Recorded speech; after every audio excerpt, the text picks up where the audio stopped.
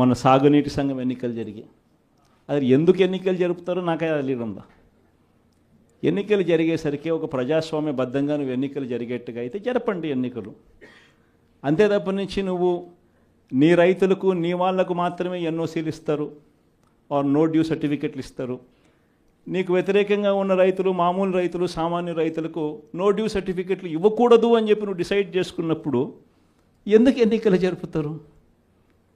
గ్రామ స్థాయిలో ఇవ్వాల్సిన, సచివాలయ స్థాయిలో ఇవ్వాల్సిన విఆర్ఓలు, సచివాలయ స్థాయిలో ఇవ్వాల్సిన నో డ్యూ సర్టిఫికెట్లు సచివాలయ స్థాయిలో ఇవ్వకుండా మండల స్థాయిలోకి వాళ్ళందరినీ తీసుకొని వెళ్ళి ఆ సచివాలయాల్లో ఎవరు విఆర్ఓలు లేకోకుండా మండలాల్లో ఉండేట్టుగా చేసి పోలీసులను కాపలా పెట్టుకొని చేతుల పైకెత్తించి ఎన్నికలంట. ఎందుకు ఈ ఎన్నికలు జరుపుతారు?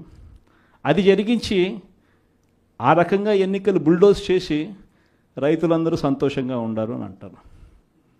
నిజంగా రైతులు సంతోషంగా ఉండారా లేదా అన్నది తెలియాలి అని అంటే ఒక్కసారి రాజీనామాలు చేసి బయటికి రండి, అప్పుడు అర్థమవుతుంది రైతులు సంతోషంగా ఉన్నారా, రైతులు సంతోషంగా లేరా. పెట్టుబడి సహాయం 20,000 ఏమైందని చెప్పి రైతులు అడుగుతూ ఉండేది అర్థమవుతుంది. ఉచిత పంటల బీమా ఏమైందని రైతులు అడుగుతూ ఉండేది అర్థమవుతుంది. ఆర్బీకేలు ఎందుకు సరిగ్గా పనిచేయడం లేదని చెప్పి రైతులు అడుగుతూ ఉన్నది అర్థమవుతుంది. ఇవన్నీ అర్థం కావాలి అని అంటే ప్రజాస్వామ్యబద్ధంగా ఎన్నికలు జరిగితే అర్థమవుతుంది. ఈ మధ్యకాలంలో ఇంకోటి కూడా అన్నారు, విజన్ 2047 అంట. అయ్యా 7 నెలల కిందట ఊదరగొట్టి నువ్వు, నీ ఎల్లో మీడియా, మీ ఈనాడు, మీ ఆంధ్రజ్యోతి, మీ TV5 మీరంతా ఊదరగొట్టి మేనిఫెస్టో ఇచ్చినారు. ఆ మేనిఫెస్టోలో ఏం చెప్పినారు?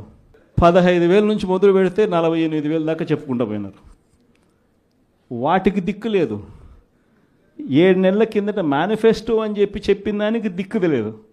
ఇంకా 2047 అంట.